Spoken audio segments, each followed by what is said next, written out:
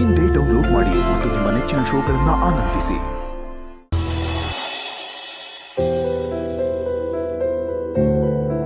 ಭಗವಂತ, ಹೆಸರಿಗೆ ಮಾಸ್ತಿಗುಡಿ ಮಹಾರಾಣಿ ನಾನು.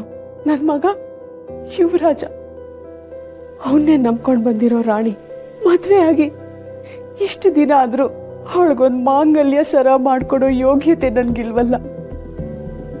ನಾನೊಬ್ಳೆ ಅನುಭವಿಸ್ಲಿ ಅಂತ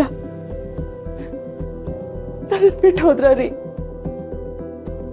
ಮಾಂಗಲ್ಯ ಸರ ಅನ್ನೋದು ಪ್ರತಿ ಹೆಣ್ಣಿಗೂ ಒಂದು ಆಸೆ. ಅದನ್ನ ಕಾಣ್ತಾನೆ ಕೆಲವರು ಅವ್ರ ಜೀವನ ಕಳೆದು ಬಿಡ್ತಾರೆ. ಪಡ್ಕೊಳ್ಳೋ ಯೋಗ್ಯತೆ ಇರೋರು ಆಧುನಿಕತೆ ಅನ್ನೋ ಹೆಸರಿನಲ್ಲಿ ನಿರ್ಲಕ್ಷ್ಯ ಮಾಡ್ತಾರೆ. ಆದ್ರೆ ನನ್ನ ಸೊಸೆ ರಾಣಿ ಪ್ರಪಂಚ ಜ್ಞಾನನೇ ಇಲ್ದಿರೋ ನನ್ನ ಮಗನ ಮದುವೆ ಮಾಡಿಕೊಂಡು ಅವನ್ನೇ ದೇವರು ಅಂತಿದ್ದಾಳೆ. ಅಂತ ಹೆಣ್ಣಿಗೆ ಒಂದು ಮಾಂಗಲ್ಯ ಸರ ಮಾಡಿಕೊಡೋಷ್ಟು ಯೋಗ್ಯತೆ ನನಗಿಲ್ಲ. ನಾನು ಏನ್ ಮಾಡ್ಲಿ? ಪಾಪಿಗಳು ಇವರೆಲ್ಲ. ನನ್ನ ಒಡವೆನೆಲ್ಲ ಕಿತ್ಕೊಂಡ್ಬಿಟ್ಟಿದ್ದಾರೆ. ಅದಾದ್ರೂ ನನ್ನ ಹತ್ರ ಇದ್ದಿದ್ರೆ ಅದನ್ನ ಅಡ ಇಟ್ಟೋ ಮಾರಿನೋ ನನ್ನ ಸೊಸೆಗೆ ಒಂದು ಸರ ಮಾಡಿ ಹಾಕಿಸ್ತಾ ಇದ್ದೆ. ನಾನು ಏನ್ ಮಾಡ್ಲಿ?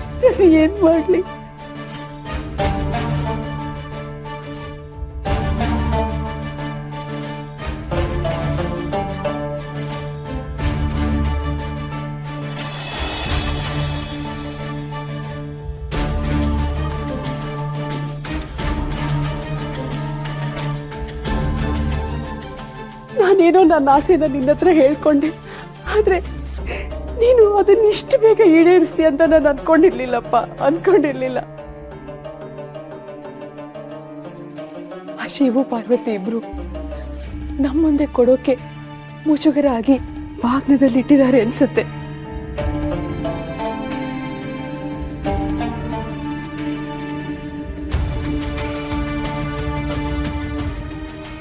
ದೇವ್ರೆ,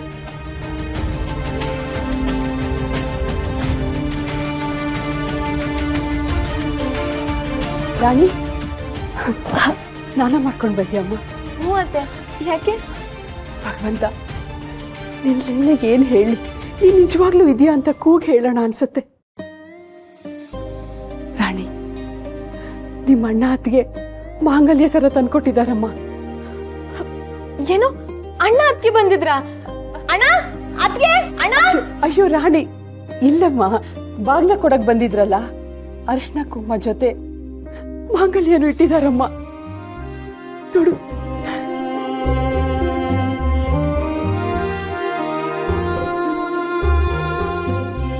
ನಾನು ಹೇಳಿಲ್ವಾ ಅತ್ತೆ, ಅವ್ರಿಗೆ ನನ್ ಕಂಡ್ರೆ ಪ್ರಾಣ.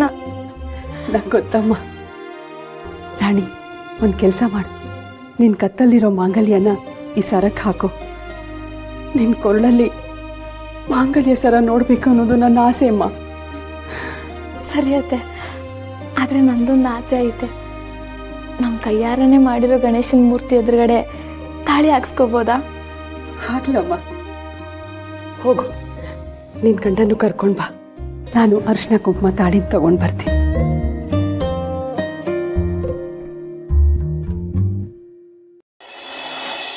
ಈ ನನ್ನ ಮಗನ ನಮ್ಮ ಮೆಟ್ನ ಹೊಡಿರಿ. ಅಯ್ಯ, ನನಗೆ ಯಾಕೆ ಬೈತೀಯ? ಮತ್ತೇನೇನು ನಿಮ್ಮ ಅಪ್ಪನ ಬೈಲಿ ಅಂದ್ಲ? ನಿಜ ಹೇಳ್ಬೇಕಂದ್ರೆ ಅವ್ರನ್ನೇ ಬೈಬೇಕು ಅಜ್ಜಿ. ಇರೋ ಬರೋ ಆಸ್ತಿನೆಲ್ಲ ಆ ಪೆದ್ನನ್ ಮಗನ ಹೆಸರಿಗೆ ಬರೀದೇ ಹೋಗಿದಿದ್ರೆ ನಾವ್ ಇಷ್ಟೆಲ್ಲ ಕಷ್ಟಪಡಬೇಕಾಗಿತ್ತಾ? ಮಕ್ಕಳು ಬದುಕ್ಲಿ ಅನ್ನೋ ಬುದ್ಧಿ ಬೇಡ ಅವ್ರಿಗೆ? ನಾನೇನ್ ಮಾಡ್ಲಿ? ನನ್ನ ಹೊಟ್ಟೆಲ್ಲ ಅಂತ ನಾಯಿ ಹುಟ್ಟಿಬಿಡ್ತು.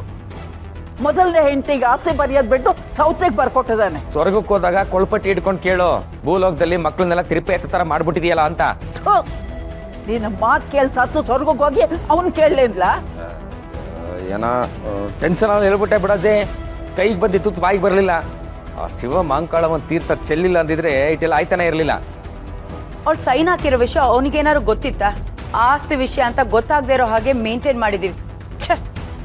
ಎಲ್ಲ ಹಾಳಾಗೋಯ್ತು. ನಾನು ಬೇರೆ ಎಲ್ಲ ಎದುರುಗಡೆ ಬಿಲ್ಡಪ್ ಬೇರೆ ತಗೊಂಡ್ಬಿಟ್ಟಿದ್ದೀನಿ. ಆನೆ ಬಂತು ಆನೆ ಅಂತ ಜನಕ್ಕೆ ಓದ್ ಕೇಳಿಸ್ಕೊಂಡು ಬಂದು ನೋಡಿದ್ರೆ ಹಂದಿ. ಹಂಗಾಗೋಯ್ತು ನಮ್ಮ ಕತೆ. ಈಗ ಏನ್ ಮಾಡ್ಬೇಕು ಅದನ್ ಬಗಳು? ಪದೇ ಪದೇ ಸೈನ್ ಹಾಕು ಅಂತ ನಾನು ಕೇಳಕ್ಕಾಗಲ್ಲ. ಇಷ್ಟು ದಿವಸ ಅವಳ ಮನೆ ಒಳಗೆ ಇಟ್ಕೊಂಡಿದ್ದೆ ತಪ್ಪು. ನನ್ನ ಪಿತ್ತ ನತ್ತಿಗೆ ಏರಿದ್ರೆ ಹಾಕೊಂಡು ತುಣಿದು ಬಿಡ್ತೀನಿ. ಏನಾಗ ನೀನ್ ಹೂ ಅಂತನ್ನು ಅವಳು ಕುಕ್ಕೆ ಮೇಲೆ ಕಾಲಿಟ್ಟು ಸೈನ್ ಹಾಕಿಸ್ತೀನಿ. ಏನ್ ಹೇಳ್ತೀಯಾ? ಅಯ್ಯೋ ಅಜ್ಜಿ, ಹಾಗೆಲ್ಲ ಸೈನ್ ಹಾಕ್ಸಕ್ ಆಗಲ್ಲ. ಅವಳಿಗೆ ಆಸ್ತಿ ವಿಷಯ ಗೊತ್ತಾಗ್ಬಾರ್ದು. ಹಾಗೇನಾರು ಉಪಾಯ ಮಾಡೋಣ ಇರಿ. ಓಹೋ ಲಾಯರ್ ಸಾಹೇಬ್ರೆ, ಏನೋ ದರ್ಶನನೇ ಇಲ್ಲ. ಬ್ಯಾಂಕ್ ಟ್ರಿಪ್ ಹೋಗಿದ್ರು? ಟ್ರಿಪ್ ಏನಿಲ್ಲ ಗೌಡ್ರೆ, ಸ್ವಲ್ಪ ಕೆಲಸ ಜಾಸ್ತಿ ಇತ್ತು, ಅದಕ್ಕೆ ಬರಕ್ಕೆ ಆಗಲಿಲ್ಲ. ಪ್ರತಿ ವರ್ಷದಂತೆ ಅಮ್ಮವರು ಮತ್ತು ಚಿಕ್ಕ ಯಜಮಾನ್ರ ಹತ್ರ ಸೈನ್ ತೊಗೊಳಕ್ಕೆ ಬರ್ತಾ ಇದ್ದೆ. ಈಗ ಚಿಕ್ಕ ಯಜಮಾನ್ರು ಮದುವೆ ಆಯ್ತಲ್ಲ, ದೊಡ್ಡ ಯಜಮಾನ್ರು ವಿಲ್ ಪ್ರಕಾರ ಆಸ್ತಿನೆಲ್ಲ ಅವ್ರ ಸೊಸೆ ಹೆಸರಿಗೆ ಟ್ರಾನ್ಸ್ಫರ್ ಮಾಡಿಸೋಣ ಅಂತ ಬಂದೆ.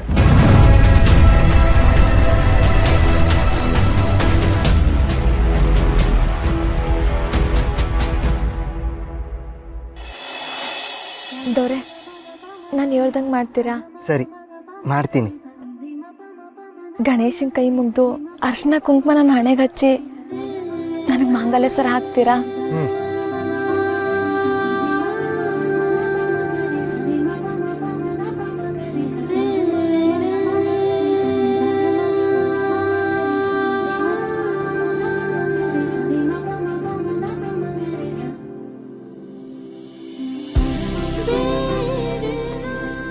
ನನ್ನ ಮಗನ ವಿಷಯ ಏನೂ ಗೊತ್ತಿಲ್ಲದೆ ಇರೋವಾಗ ಕಟ್ಟಿಸ್ಕೊಂಡಿಲ್ಲ ತಾಳಿ. ಅದು ದೊಡ್ಡದಲ್ಲಮ್ಮ. ಅವನ ವಿಷಯ ಎಲ್ಲ ಗೊತ್ತಾದ್ಮೇಲೂ ಈಗ ಕಟ್ಟಿಸ್ಕೊತಿದ್ಯಲ್ಲ, ಇದು ದೊಡ್ಡ ವಿಷಯ. ನೀನು ದೇವತೆನಮ್ಮ, ದೇವತೆ.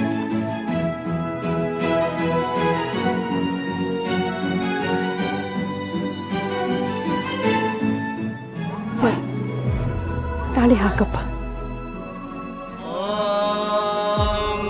ಮಾಂಗಲ್ಯಂತಂತು ನಾನೇನ ಮಮ ಜೀವನ ಹೇತುನಾ ಕಂಠೆ ಬಧ್ನಾಮಿ ಶುಭಗೆ ಸಂಜೀವ ಶರದಾಂ ಶತಂ.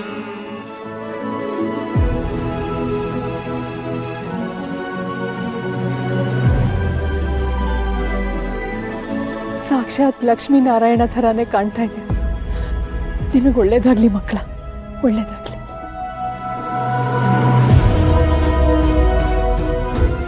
ಬನ್ನಿ, ಆಶೀರ್ವಾದ ತಗೊಳಮ್ಮ.